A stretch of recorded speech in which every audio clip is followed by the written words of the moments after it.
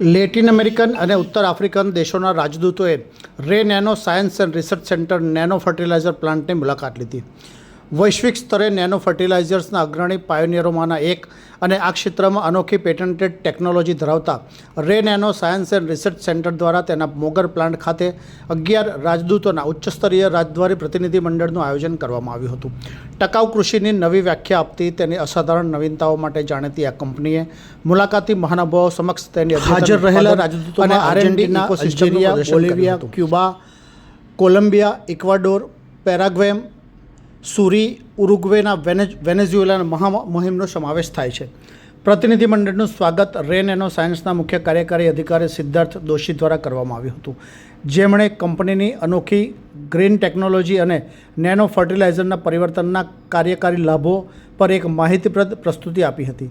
ત્યારબાદ આ પ્રતિષ્ઠિત મહેમાનોએ અત્યાધુનિક પ્લાન્ટ અને સંશોધન સુવિધાઓની મુલાકાત લીધી હતી, જ્યાં તેમણે પ્રત્યક્ષ રીતે જોયું કે ભારતની પાયોનિયર નેનો ફર્ટિલાઇઝર નવીનતાના વિશ્વભરમાં કૃષિના ભવિષ્યને કેવી રીતે આકાર આપી રહી છે.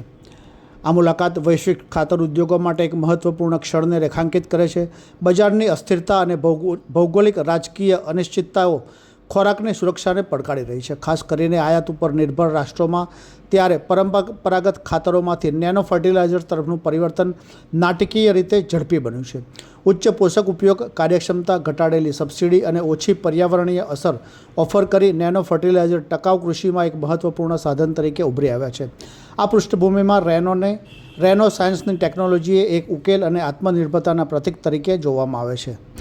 આ પ્રસંગે ટિપ્પણી કરતા શ્રી સિદ્ધાર્થ દોશીએ જણાવ્યું હતું કે નેનો ફર્ટિલાઇઝર્સ માત્ર એક નવીનતા નથી, તે ખેતીના ભવિષ્ય માટે એક આવશ્યકતા છે. કાર્યક્ષમતા, ટકાઉપણું અને સ્વતંત્રતાના સંયોજન દ્વારા તેઓ વૈશ્વિક કૃષિમાં એક ધરમૂળથી પરિવર્તન લાવી રહ્યા છે. રે નેનો સાયન્સમાં અમે આ સંક્રમણનું નેતૃત્વ કરવા અને હરિયાળી તેમજ વધુ સ્થિતિસ્થાપક દુનિયાના નિર્માણમાં યોગદાન આપવા બદલ ગર્વ અનુભવીએ છીએ. સો રે nano science and research centre આપણી જે આ કંપની છે જે આણંદમાં છે એ નેનો ફર્ટિલાઇઝરની હિન્દુસ્તાનની આપણી પાયોનિયર કંપની છે, ભારતની પાયોનિયર કંપની છે, જેની અંદર નેનો યુરિયાનું ફર્ટિલાઇઝર કંટ્રોલ ઓર્ડર લાઇસન્સ જે મળ્યું જે પ્રાઇવેટ કંપનીને તે આપણી કંપની છે સૌથી પહેલી. નેનો ફર્ટિલાઇઝર ઇન્ડિયા માટે તો ખૂબ જ આશીર્વાદરૂપ છે જ, પણ હવે દેશની ઉપરાંત દુનિયાના દરેક દેશને હવે ખબર પડી ગઈ છે કે નેનો ફર્ટિલાઇઝર એ ભવિષ્ય છે. એક કુદરત અને વાતાવરણનું ધ્યાન રાખીને અને દરેક દેશની ફૂડ સિક્યોરિટી અને ફર્ટિલાઇઝર સિક્યોરિટી માટે આજે દુનિયાની અંદર આટલી બધી ઇન્સ્ટેબિલિટી છે અને ટેરિફ વોર જેવા સમયની અંદર દરેક દેશને પોતાના ફૂડ સિક્યોરિટી અને ફર્ટિલાઇઝર સિક્યોરિટી માટે નેનો ફર્ટિલાઇઝરની તાતી જરૂર છે. એટલે આ દરેક દેશો આપણે ત્યાં લેટિન અમેરિકાના Argentina, chilli, Bolivia, Uruguay, Paraguay અને ઇવન નોર્થ આફ્રિકન કન્ટ્રી જેમ કે અલ્જીરિયા, આ દરેકે અત્યારે આપણે ત્યાં આવ્યા છે. અને એમણે આપણો પ્લાન્ટ જોઈને એટલા બધા ખુશ થયા છે. તેમને આપણી પાસેથી ટેકનોલોજી જોઈએ છે, એમને આપણી પ્રોડક્ટ ત્યાં વેચવી છે, એની માટે જોઈન્ટ વેન્ચર કરવા છે. દેશ માટે આ ખૂબ ગર્વની વાત છે કે આવા મોટા ગજાના દેશો ભારત પાસે ટેકનોલોજીની આશા રાખે એ આપણા માટે બહુ ગૌરવપૂર્ણ વાત છે. Alberto Guani, I'm the ambassador of Uruguay in India. Well, it's a very interesting experience because it's an area which is very sensitive for my country, Uruguay.